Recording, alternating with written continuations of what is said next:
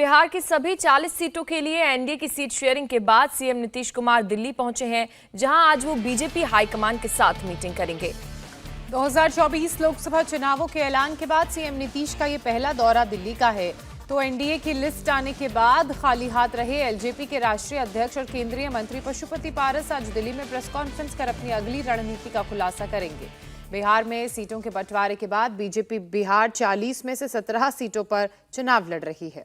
तो वहीं 16 सीटों पर जेडीयू और चिराग पासवान की पार्टी 5 सीटों पर फाइट करेगी। वहीं उपेंद्र कुशवाहा और जितिन राम मांझी को एक-एक सीट मिली है।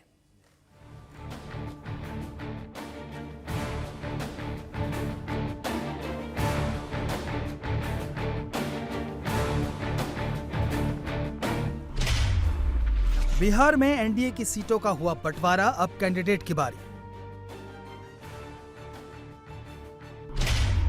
मोदी का टारगेट 400 पार, 40 में से 40 सीट देगा बिहार।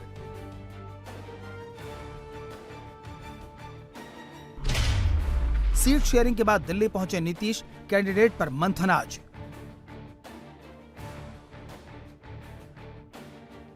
बिहार में एनडीए के सभी 5 घटक दलों के बीच सीट शेयरिंग के ऐलान के बाद सीएम नीतीश कुमार आज दिल्ली में हैं। नीतीश आज बीजेपी हाईकमान के साथ उम्मीदवारों पर चर्चा करेंगे। चुनाव के ऐलान और एनडीए की सीट शेयरिंग के बाद पहली बार दिल्ली पहुंचे नीतीश कुमार ने मीडिया से तो कुछ नहीं कहा, लेकिन उनकी मुस्कुराहट बता रही थी कि सीट शेयरिंग से नीतीश खुश हैं।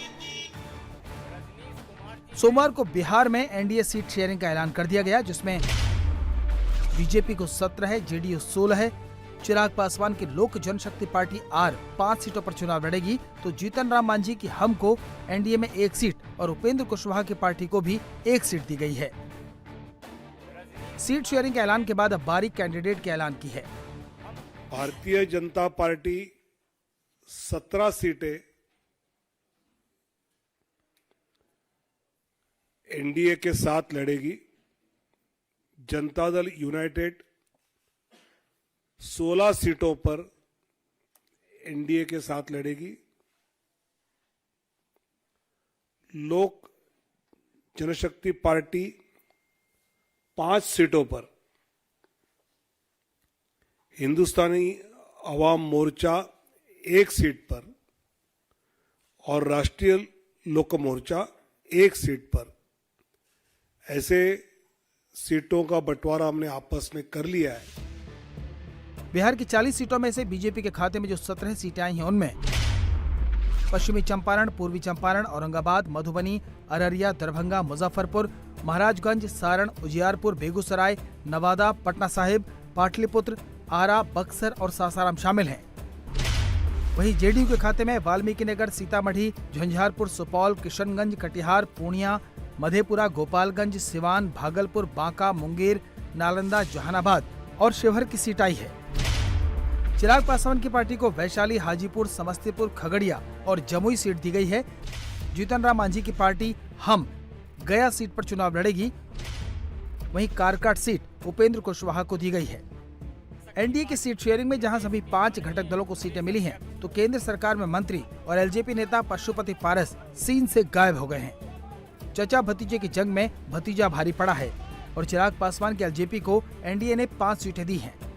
चर्चा है कि पशुपति पारस आज बड़ा ऐलान कर सकते हैं, लेकिन उससे पहले ही आरजेडी ने उन्हें मायूस कर दिया है।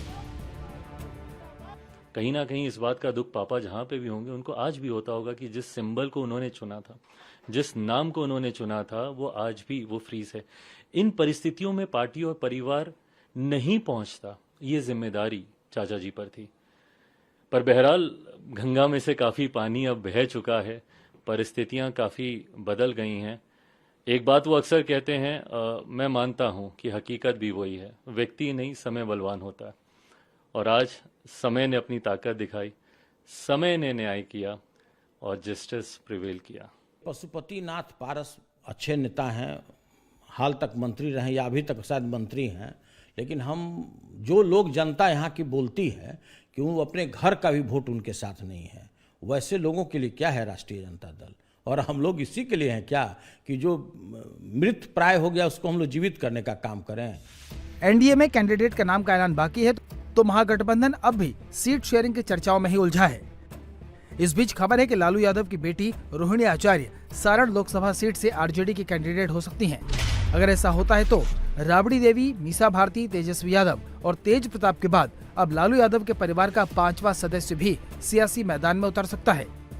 कहना चाहते हैं आपको कि सारण प्रमंडल के प्रत्येक मतदाता और जो भी हमारे राष्ट्रीय जनता दल से जुड़े हुए व्यक्ति, जो इनका निष्ठा है हमारे पार्टी में, सभी लोगों का एक ही मांग है कि सारण लोकसभा से रोहिणी आचार्य जी को ही उम्मीदवार बनाया लेकिन जाए। सामने राजीव प्रताप रूढ़ी जैसा एक चेहरा भी है जो लंबे समय से वहां चुनाव जीतते रहे हैं।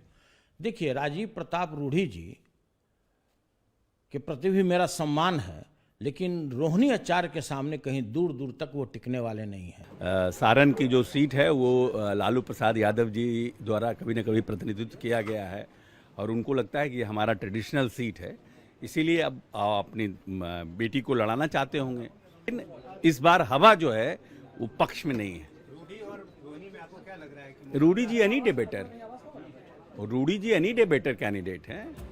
लालू हमेशा परिवारवाद के आरोप से घिरे रहते हैं। रोहिणी को टिकट मिलता है तो उन्हें नए सिरे से अपना डिफेंस तैयार करना होगा।